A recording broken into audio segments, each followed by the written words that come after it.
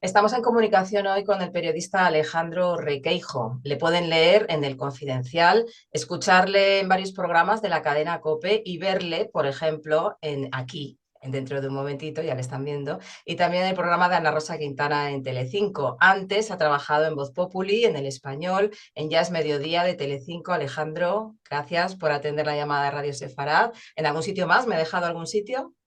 Seguramente porque no hemos parado en los últimos casi 20 años, pero sí, básicamente eso. También en la agencia de noticias Europa Press, donde estuve 10 años, que siempre tengo un recuerdo para ella porque es una absoluta escuela de periodismo y donde hemos aprendido muchos, muchos. Así que nada, encantado de estar contigo y te agradezco mucho la invitación. Muy bien, gracias a ti. Hoy el presidente del gobierno ha comparecido para hacer lo que había anunciado, reconocer el Estado palestino. ¿Cómo le has visto, Alejandro? Pues vamos a ver, yo reconozco que como ciudadano español, no judío, muy interesado siempre por el conflicto árabe-israelí, y digo, insisto, árabe-israelí, creo que excede eh, lo que tiene que ver con Israel y Palestina, incluso árabe-persa-israelí. Siempre he estado muy pendiente, he ido muchas veces a Israel. En cuanto reúno algo de dinero, procuro desplazarme allí para conocer la realidad de un tema capital en lo que es la política internacional, en lo que tiene que ver con la religión y lo que tiene que ver con la historia. Y desde esa aproximación, desde hace ya bastantes años, considero que sí, que la aspiración, creo que ese es el término, la aspiración de una solución de dos estados es muy sugerente, es muy atractiva, porque además tiene cierta vocación a ausencia de conflicto, lo cual no va estrictamente ligado al hecho de que haya dos estados, no garantiza la ausencia de conflicto. Pero creo que si me enrollo mucho, córtame, María, pero digo, si atendemos mucho a una cuestión, aunque sea desde el punto de vista demográfico, que para mí es uno de los principales retos que tiene la zona en en los próximos años, en las próximas décadas, tenemos, corrígeme si me equivoco, María, Israel, una población con casi 10 millones de habitantes, de los cuales un 20-21%, casi 2 millones, son árabes israelíes. Sí, así es.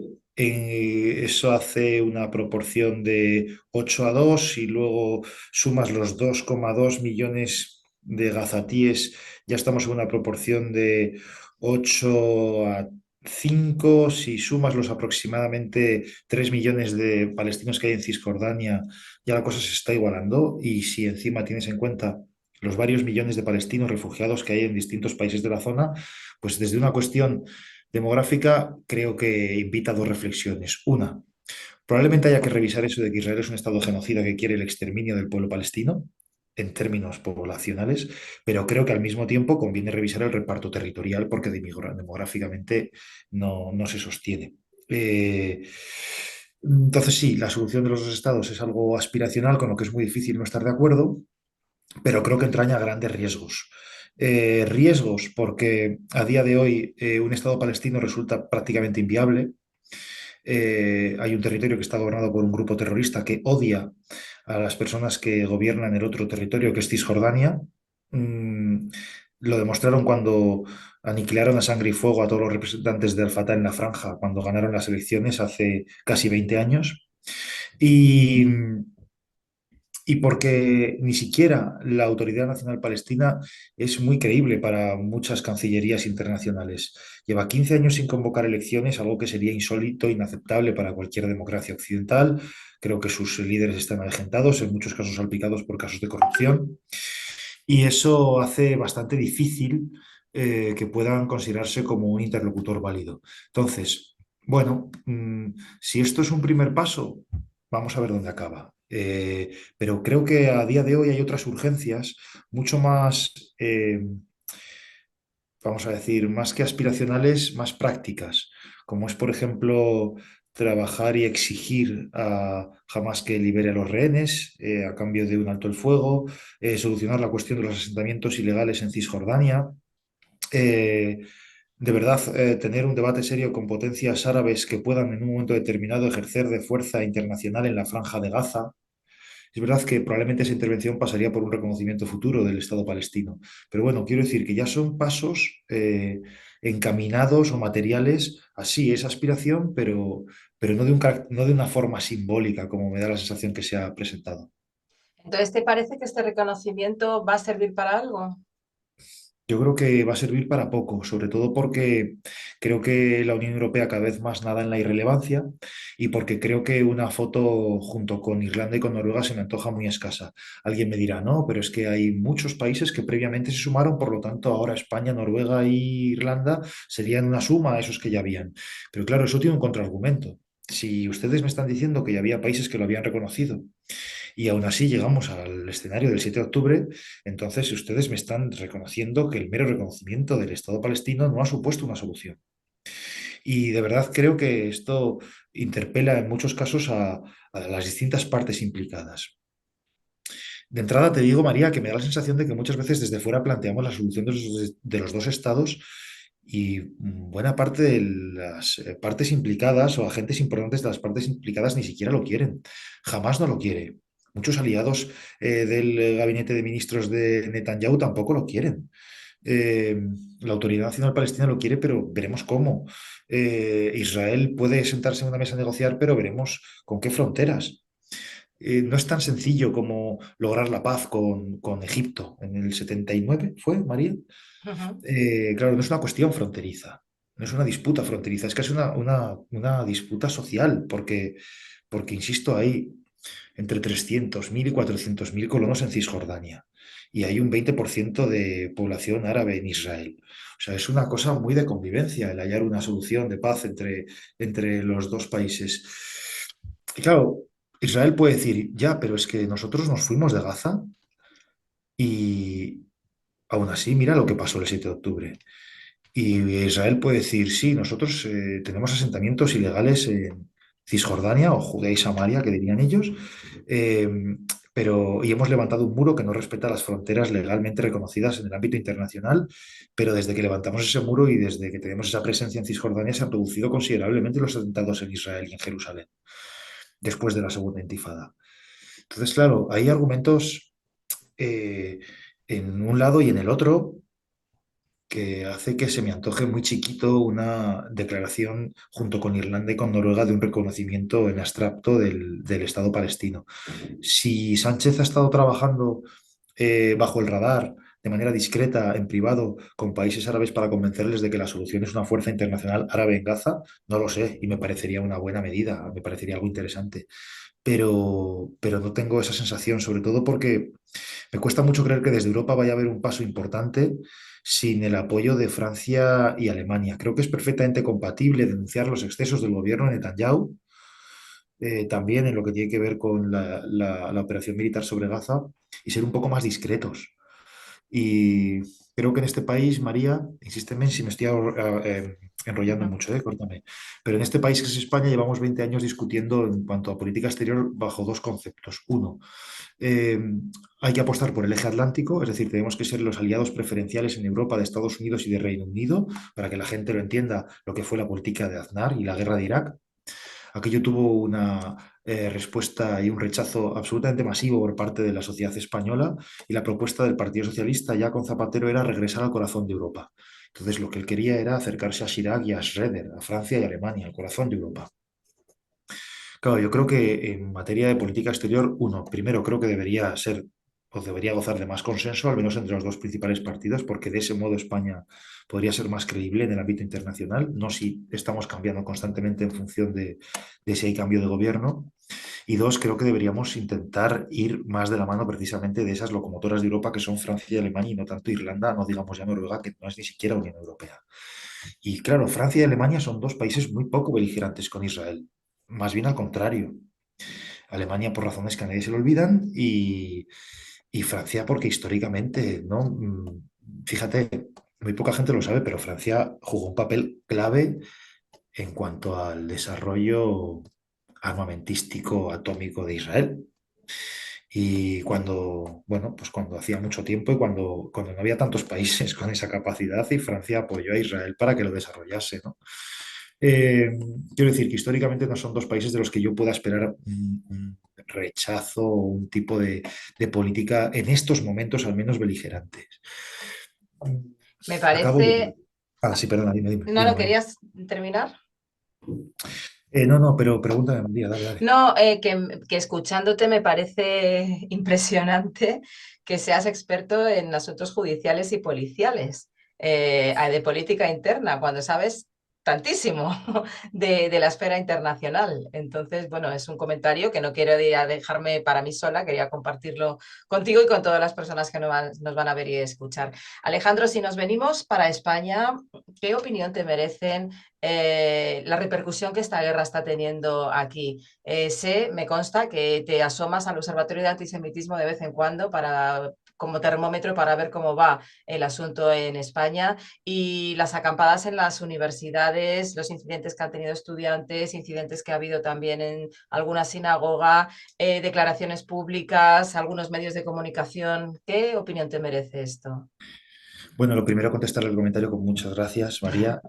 Digamos que los asuntos policiales, judiciales son mi trabajo y disfruto mucho con ellos, soy feliz, me gusta mucho la materia con la que trabajo, las fuentes que me ayudan a hacer mi trabajo, pero Tierra Santa, yo soy católico, Tierra Santa es mi pasión y esa porción tan chiquita en el mundo eh, concentra, como te digo, todo el protagonismo histórico, religioso y político. Dicho lo cual, creo que en España se está viviendo esta crisis como se ha vivido, como se vive generalmente casi todo lo que tiene que ver con Israel. Noto un interés inusitado de todo el mundo por dar su opinión en un tema del que tiene un conocimiento muy vago. Yo muchas veces, eh, yo tengo un nivel eh, de comprensión alto con la causa de Israel en comparación con la media española. Y entonces, evidentemente, yo he tenido conversaciones con amigos míos que les interesa el tema y muchas veces en broma les digo, yo sigo hablando contigo si yo te dibujo aquí el mapa de Israel y tú me sabes ubicar, no sé, Haifa.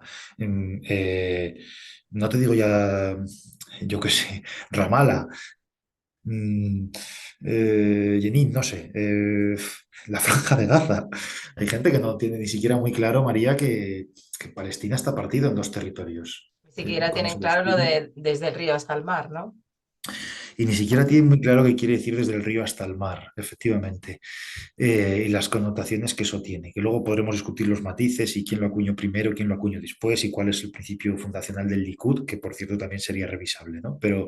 Eh, pero no, lo que te quiero decir, María, es que creo que hay un profundo desconocimiento y creo que hay una tendencia, y creo que hay una tendencia peligrosa. Creo que me da mucho la sensación de que el yo no soy antisemita, pero es un poco el equivalente a este debate del yo no soy racista, pero. Y lo que hay después del pero siempre suele ser bastante perverso, peligroso o ignorante. Yo no soy, te digo algo basado en hechos reales que a mí me ha sucedido hace unos días. Circuló por redes sociales un vídeo ridículo de estos. No tenía absolutamente nada que ver con el conflicto ni de lo que estamos hablando. Y entonces en los comentarios que había abajo se metían con una chica en las imágenes y los tres primeros comentarios, o los primeros comentarios, para meterse con la chica, el insulto era, parece judía. Era un intento de insulto, ¿eh? Y era, parece judía. Entonces yo en el chat con los amigos, que creo que es donde hay que batirse el cobre también, ¿no? Te quiero decir, está bien que ejerzamos el periodismo, que investiguemos, que intentemos dar voz a todo el mundo para presentarle a nuestros lectores una realidad mucho más amplia de lo que está sucediendo.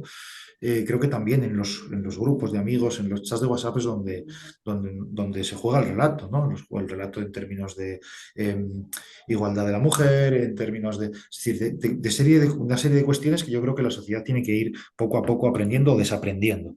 Y creo que el antisemitismo es uno de estos casos.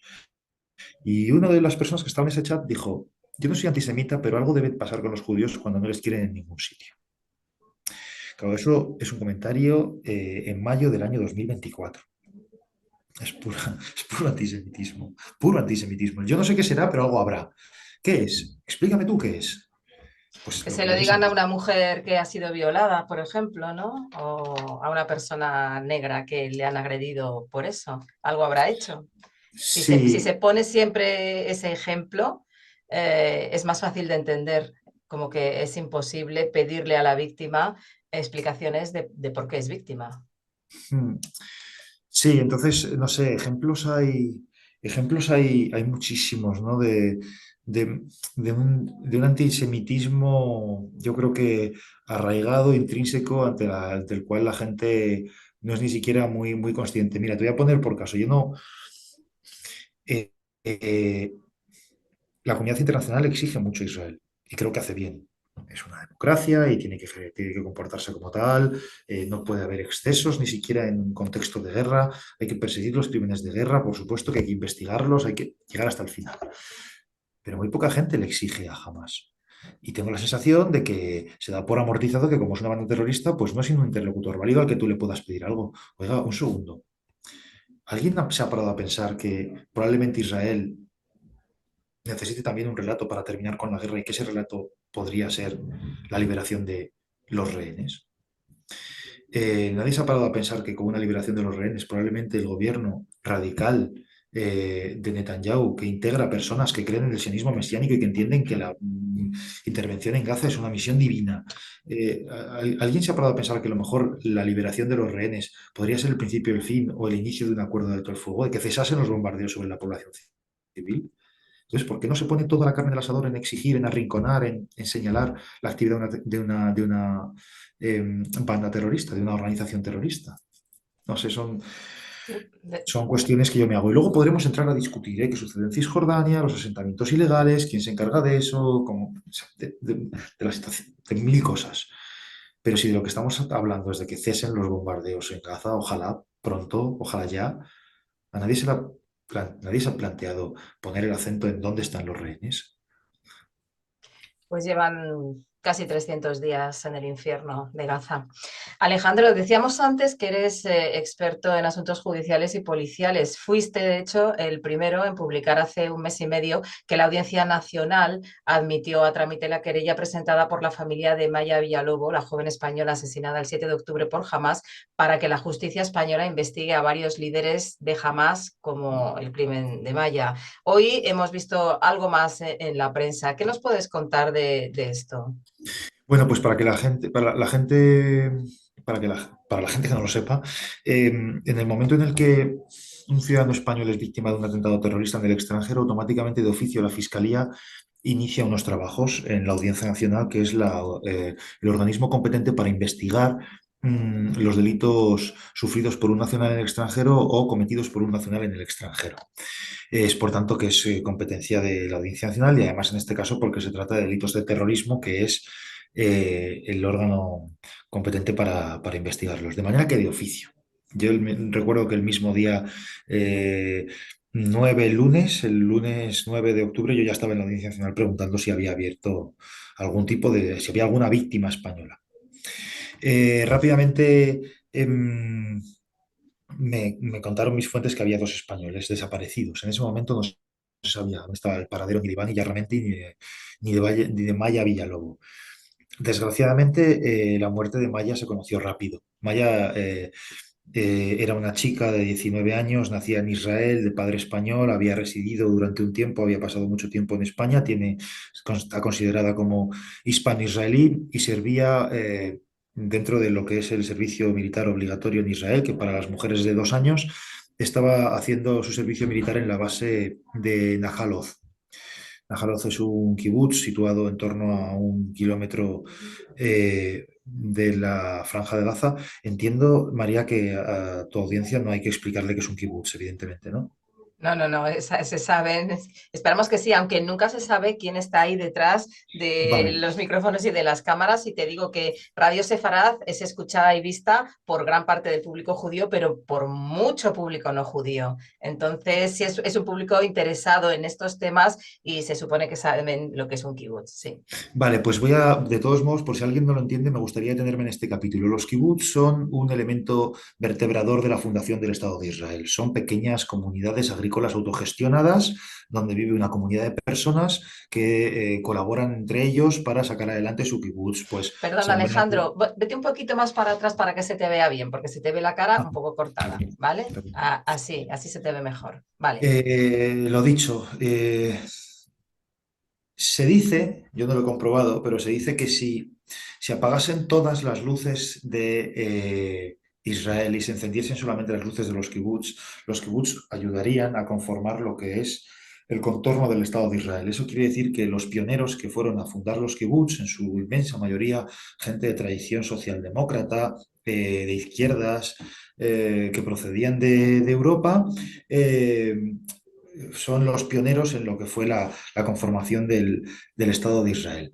Luego han pasado muchas cosas, las fronteras bueno, se han difuminado y tal, pero los kibbutz son un elemento vertebrador del Estado de Israel que atraviesa el alma de los israelíes, que tiene un significado muy poderoso para lo que es la conformación del sentimiento israelí y donde además vive gente que por lo general son bastante propensos al acuerdo con los palestinos y siempre lo fueron. Hay un término en Israel para definirles y que en ocasiones se utiliza de manera peyorativa o despectiva, que es como los bienpensantes, ¿no? Como una forma de llamarles los ilusos. Eso era la gente de los kibbutz. Y en torno a la Franja de Gaza hay bastantes kibbutz. Está Beri, está Niroz, está Nahaloz y, y jamás se cebó especialmente con los ciudadanos que vivían allí y se ceba jamás históricamente con los ciudadanos que viven allí porque les lanzan misiles Qassam constantemente desde hace años. Allí todo el mundo vive con un refugio en su casa y tienen apenas unos segundos para que desde el momento en el que suenan las alertas, la luz roja, se metan en ese refugio para protegerse. Hecho este paréntesis, en una de las afueras de ese kibutz de Nahaloz servía Maya Villalobo, Simbani es su segundo apellido, aunque ella muchas veces utilizaba el segundo apellido de Polo. Ella es asesinada por Hamas el mismo 7 de octubre. Para que la gente se haga una idea de lo que tuvo que pasar Maya, seguramente, le recomiendo que vea el vídeo que se ha difundido hace apenas unos días, en el que se ve a 5 chicas ensangrentadas y aterrorizadas después de ser capturadas por miembros de Hamas en la misma base en Ajaloz donde estaba Maya Villalobos. Era compañera de estas chicas. Estas chicas fueron raptadas y a día de hoy se cree que siguen en algún punto de la Franja de Gaza. Dios quiera que con vida y que las liberen pronto. Mm, la Audiencia Nacional abrió una investigación siendo muy consciente la Audiencia Nacional de dos cosas. Una, va a ser muy difícil que nosotros sentemos en el banquillo de los acusados en España a los responsables de los crímenes cometidos contra Iván Illarramendi y contra Maya Villalobo, porque va a ser muy difícil identificarlos, lo primero, y muy difícil que jamás los entregue.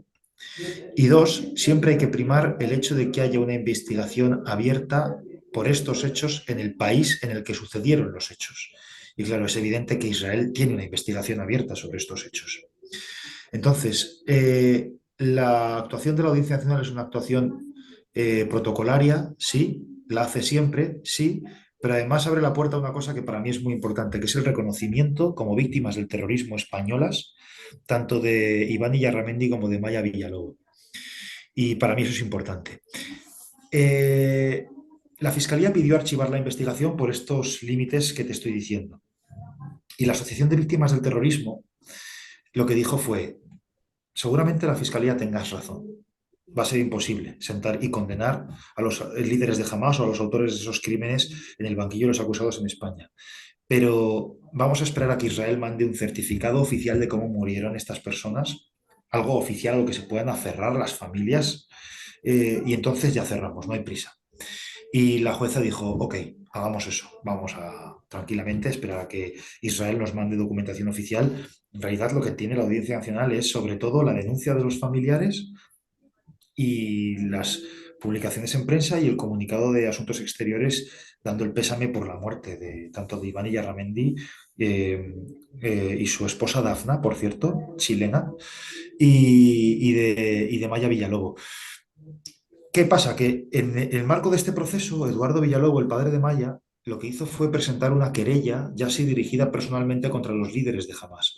Ahí está Sinwar, líder de la rama militar, en algún punto de Gaza. No sé, María, ¿tú qué piensas? Hay Yo quien dice pienso que que... sí. De hecho, circularon unas imágenes hace meses en las que se veía a él y a parte de su familia huyendo, moviéndose entre los túneles. Ujú. Supongo que las viste. Sí, lo que pasa es que digo que hay quien dice o hay quien piensa que pueda estar en Egipto o incluso que pueda estar en Doha, pero bueno, es igual. Estaba Sinwar, estaban algunos de sus principales lugartenientes y luego también estaban líderes de la rama política de Hamas, ubicada en Qatar, como es Ismail Haniyeh. Eh, entonces lo que hizo la jueza fue, oye, yo ya tengo una causa abierta por estos hechos, incorporo la querella, no tengo ningún problema, pero les recuerdo las limitaciones que tenemos. Y de momento no ha habido cambios, salvo una información que publicaban hoy mis compañeros del Mundo, Manuel Marraco y Esteban Urrizieta, dos grandes periodistas de los que me fío mucho, y que hablaban de, si no lo he entendido mal, porque no he dado tiempo a leerla en profundidad, de una ampliación de la querella. No sé si las familias se han puesto de acuerdo para ir juntas o si han presentado más nombres a raíz de, bueno, al final de lo que se va conociendo, a raíz de que avanza la guerra, ¿no? Ujú. Muy bien, pues por mí te dejo ya tranquilo, que sé que es una tarde complicada para ti hoy. Si quieres añadir alguna otra cosa, Alejandro. No, que espero que se encuentre pronto la paz. Muchas veces tengo la sensación de asistir a expresiones y reacciones muy beligerantes de gente que no vive en Israel, mm, rasgándose las vestiduras por los muertos civiles en Palestina, que es una absoluta tragedia, claro que sí. Pero yo muchas veces les digo, ¿qué te hace pensar a ti, español acomodado a muchos kilómetros de distancia, que a ti te duelen más los muertos palestinos que a un ciudadano israelí que convive con esa realidad y que sabe que cada muerto les aleja más de la paz? Y que sabe que el hecho de que haya una guerra a apenas 40 minutos en coche de distancia durante 7 meses, eh, probablemente no sea el mejor escenario. Es decir, que la sociedad israelí es una sociedad muy diversa, muy plural. Es la misma sociedad israelí que durante 10 meses se manifestó todos los sábados por la noche en contra del gobierno de Netanyahu porque quería atentar contra la separación de poderes. Y creo que es urgente para mí hallar una solución, un alto el fuego, una entrega de los rehenes, porque tengo la sensación de que no hay rumbo desde el punto de vista militar. Eh, Se habla de una operación en Rafah, pero sin embargo nos dicen que sigue habiendo enfrentamientos en Han Yunis, nos dicen que sigue habiendo enfrentamientos en Jabalia. Eso es el norte, es decir, es por donde empezaron hace 7 meses. ¿Qué está pasando? No Y debe desde ser tan Rafah mismo sencillo. hace unos días también ha habido disparos de cohetes hacia Tel Aviv, o sea, de largo alcance. Ujú. Entonces, queda todavía por hacer, parece ser. Sí, sí. Y pues nada, María, me quedaría horas hablando contigo. Muchísimas gracias por la invitación. Cuando quieras, ya sabes dónde estoy. Y Gracias. te mando y a tus oyentes os mando un abrazo muy fuerte. Pues gracias a ti por dedicarnos estos minutos, y por ser tan valiente, por ser un periodista tan completo, que aunque no sea exactamente el tema que tú trabajas, sí que te lo sabes, sí que te interesa y sí que te buscas las verdades para por lo menos tener tu opinión, no como otros tantos que hablan, como tú decías antes, sintiéndose máximos expertos y se les quedan bastantes cosas ahí en el tintero precisamente porque no las saben. Así que Alejandro Requeijo, le digo otra vez a los oyentes y a los espectadores, léanle en el Confidencial y véanle y escúchenle, porque como ven, no tiene pelos en la lengua y como ven, argumenta y sabe muy bien lo que dice. Alejandro, muchas gracias y hasta otra. Toda Gaba. Beba casa.